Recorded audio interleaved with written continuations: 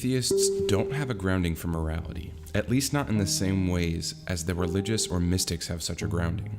This difference lies at the heart of religious objections to atheism and is the root cause of disagreements between nihilists like cosmic skeptic and utilitarians like rationality rules, or any other secular moralist for that matter. It all comes down to whether or not we mean the same thing when we use the term objective morality. Specifically, the hedge that morality is objective is the linchpin in the disagreements between these various factions. One way we might use the word objective is to talk about physical laws, which are objective in the sense that their existence and force aren't contingent on the existence of humanity, or any other conscious creature for that matter. This is the more traditional conception of objective. If morality is objective in the same way as physics, it isn't dependent on the existence of humans and must be external to humanity. Matter and energy are external to humans, but morality isn't something like matter or energy. It's not present physically in the observable world, the world of laws external to humans. If morality cannot be internal to humans, nor in the external physical world, it must come from somewhere beyond the observable universe. Back in the days of ancient Greece, Plato envisioned a realm external to the observable world, where there existed perfect versions of every single concept, including the concept of the good. These perfect versions, called forms, were all derivative of the form of the good, good in itself.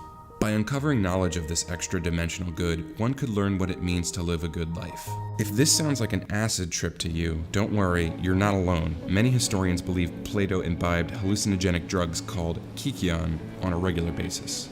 Alternatively, morality given by an omnibenevolent being would be another way in which the good could exist. Divine command theorists argue this line of reasoning today. People like William Lane Craig forward the argument that God literally is the good, and by transitivity, so are his commandments. Obeying those commandments is therefore necessarily good. Let's leave aside how God and the world interact, or how one could know they interpreted God's commandments properly. If the philosophers and theologians couldn't figure that out after thousands of years of study and debate, I'm unlikely to unravel that rat's nest in a finite amount of time. If you don't believe in a god or gods, or the forms, then the objectivity of morality seems to be similarly fanciful. However, just because the source or grounding of morality external to man is not obvious, doesn't rule it out. But little work has been done in this area other than by the two major schools already mentioned. It's hard to envision a morality of this sort which isn't shrouded in mysticism and ultimately unknowable, even if real. Therefore, when apologists like William Lane Craig posit that there can be no morality without God, they're relying on the secularist interlocutor, avoiding a resort to mysticism to contradict their claim. Perhaps Mr. Craig and his cohorts would have a harder time debating Joe Rogan, who's had a few more mystical experiences than your average atheist. From most public intellectuals, you will not get much more than a passing mention of the numinous, spiritual, or transcendental. Going too far down those roads, one is likely to lose the backing of their skeptic audience in the process. Modern secular thinkers tend to describe morality in altogether different terms. Morality is discussed in terms of human values, drives, and instincts.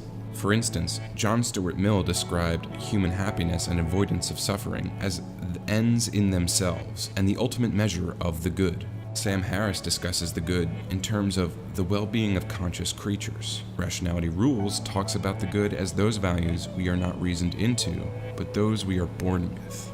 Ayn Rand talked about man qua man, where man's use of rationality for his own ends was the good. None of these snapshots of the moral theories capture the nuance necessary to fully understand the underlying arguments. However, all of these are genuine reflections on how each moralist draws on the human condition in terms of defining the good.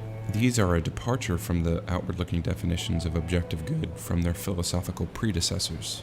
What we have, then, are two very different things, both called objective morality, but each being very different in kind. Most of these thinkers go out of their way to make explicit that they are not referring to the kind of objective morality that Plato or the religious are after. Rationality Rules calls the external sort of objectivity scientific objectivity.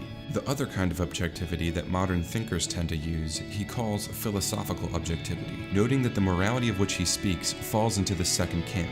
Sam Harris similarly puts forth his distinction where he says, I'm certainly not claiming that moral truths exist independent of the experience of conscious beings, like the Platonic form of the good, or that certain actions are intrinsically wrong. Harris instead focuses on the principles of behavior that allow people to flourish. Notably, Harris is also a famous atheist intellectual.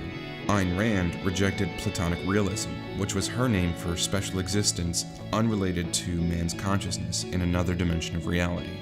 She was an atheist, rejecting God as some external source of morality. When it came to morality, she spoke of values. She said life is nested within the context of the external world, and values are nested within the context of life. You may be asking yourself what the difference really is here. Aren't the secularists just as entitled to call their theories objective morality? Well, morality as originally conceived might have some advantages over what modern thinkers describe. For instance, morality wouldn't be contingent on any facts about humans. If we blinked out of existence tomorrow, morality would be unchanged. If we blinked back into existence, it would be there waiting for us. Also, since it would be absolute, questioning whether externally objective morality was really the best of all ways to live wouldn't make sense. For anyone introduced to this morality who understood it properly, the moral debate would be over. No smarter person could come along and offer up a better theory, or give corrections to the accepted theory. Moral dilemmas would be a thing of the past. Any seeming contradiction between our moral theory and our intuitions would cease to have any real weight. However it felt to a given individual, one could say eating shellfish was a sin, or that we ought to sacrifice our child, or kill those who would dare to leave this moral code behind. The project of moral philosophy would be irreversibly complete and indubitable, leaving no room for second guesses. In addition, any mechanism that would allow us to know this morality, external to ourselves, might be formalized, like mathematics, and easily distributed to the world. Lastly, the intuition that there really is a difference between right and wrong wouldn't just be justified, but rather it would be cemented into the fabric of existence in the most fundamental of ways. Any arguments that our moral intuitions were merely products of evolution, itself a chance series of events, could be brushed aside. Humans would be nested in the observable world still, but the observable world would be nested in morality. What secularists actually talk about is a bit more mundane. If the forms are completely unintelligible, as most believe them to be, and we have no good evidence that divine revelation exists, and secularists don't suppose some other external good in itself, then we are left with moral nihilism. However, instead of admitting this fact, most atheists will change the subject, or act as though their opponent is begging some question. A similar situation was pointed out by Rationality Rules when addressing Matt Dillahunty on the topic of free will. Rationality Rules rightly pointed out that the compatibilism, which Matt argues for, isn't the kind of thing that matches up with the folk intuition that our thoughts are self-caused through some unknown process unique to human cognition, aka free will. Matt points out that what we care about when it comes to free will is at least partially conserved by compatibilism. However, the extent to which redefinition occurs, the extent to which the subject is changed, is precisely the extent to which the essential features of a theory are lost. The same is true here in the moral discussion of an externally grounded morality and the kind of morality that secularists argue for. We lose the indubitable nature of objective morality when we redefine it as the secularists have. When asked for such a thing, atheists answer that we don't have it and that we aren't even trying to provide such answers. Instead, secular thinkers seem to be answering the question, since there is no most important thing ordained by the creator of the universe or the universe itself, what do we do now? Whatever the answer given, the air of ultimate importance is gone. Whatever lives we can sort out as best, they will remain second place to the goal of objective morality. This also leaves us with a bit of uncertainty that can forever gnaw at whatever we figure constitutes the good life. When someone says this is all contingent on humanity's existence, itself a chance event, secularists have to bite the bullet and say, yes it is. It may be a hard sell to say, abandon your God, and oh, by the way, leave notions of objective morality behind while you're at it. But this is the only honest way forward for secular thinkers. Atheists will often acknowledge that there are things that religions get right, like communal solidarity. However, these gaps are often talked about as finer points to be worked out, minimized, so as not to detract from the strength of other arguments. When it comes to the death of the moral project, being upfront with the fact that we don't have truly objective morality might be more candid and approachable than saying, we've got it all, plus the best arguments. On the other hand, we don't have to pretend that we don't have some useful ideas when it comes to how we treat one another, or that we have answers to some big questions. We may be nihilists, but we figured out how to be good people. The comfort of knowing morality is grounded in something immutable is lost to us secularists. Some secular moralists tried to fill this void by adopting dogmas meant to inoculate their adherents against doubt. Most notably, Ayn Rand comes to mind.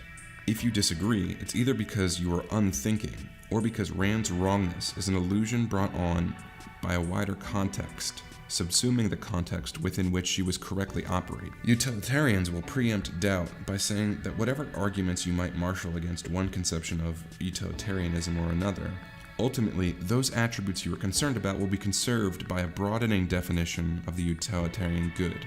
Both do something that looks a lot like the scientific model, in that no one is worried that the ultimate theory of everything once discovered will make bridges fail to stand up. Whatever we learn about the ultimate fundamentals of the observable world, it will have to conserve bridges standing up for as long as they do.